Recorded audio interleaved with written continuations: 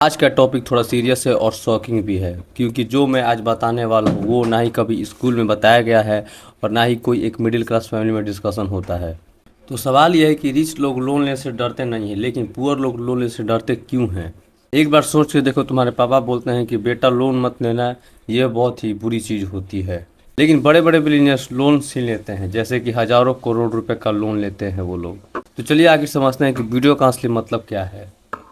तो सबसे पहले समझिए rich and poor thinking. Poor लोग लोन क्यों लेते हैं? शादी के लिए हो गया, बाइक के लिए, या फिर फ़ोन के लिए। मतलब कि पुअर लोग जो है वो इन्वेस्ट करते हैं पैसा अपने लाइबिलिटी में लोन के लिए, और वहीं रिच लोग लेते हैं बिजनेस को बढ़ाने के लिए, एसेट्स बढ़ाने के लिए और रियल इस्टेट में इन्वेस्टमेंट करने के लिए।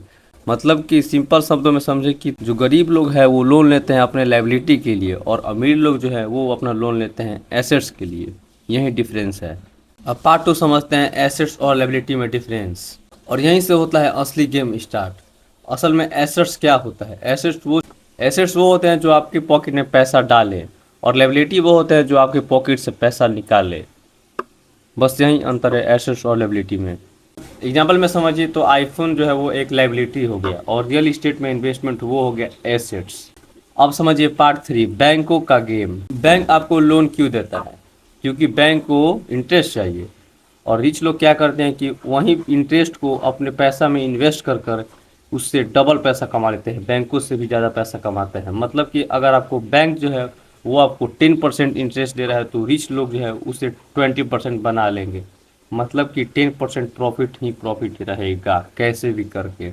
अब पार्ट 4 समझिए लेवरेज का गेम। दूसरे को पैसा से पैसा बनाना, उसी को हम बोलते हैं लेवरेज।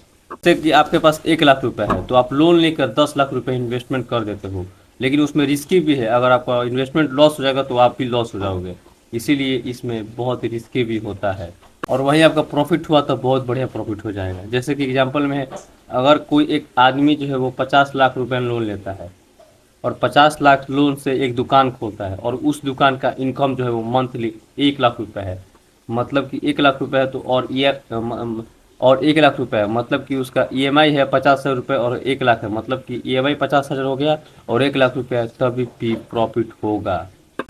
और यही होता है असली गेम लोन का। अब समझिए कि पार्ट 6 आखिर पुअर लोग लोन लेने में फेल क्यों हो जाते हैं। पुअर लोग लोन लेते हैं बिना किसी प्लान का, ईएमआई प्रेशर आ जाता है और बिना किसी इनकम जनरेट का, और रिजल्ट क्या होता है कि वहीं आदमी स्ट्रेस हो जाता है और कर्जे में डूब जाता है। अब समझिए पार्ट 7 कि रिच लोग लोन को कैसे लेते हैं। लोन तब लो जब आपका इनकम एकदम क्लियर हो, और लायबिलिटी के लिए लोन कभी भी मत लेना। जब भी लोन लो तो रिस्क कैलकुलेट करके लो। भाई लोग लोन बुरा नहीं होता है, उसका गलत यूज ही बुरा हो जाता है। अगर आप इस वीडियो के माध्यम से कुछ नया सीखे होगे तो चैनल को सब्सक्राइब कीजिएगा और वीडियो को लाइक कीजिएगा। तब तक सोचो समझो और ग्रो करो। जय हिंद।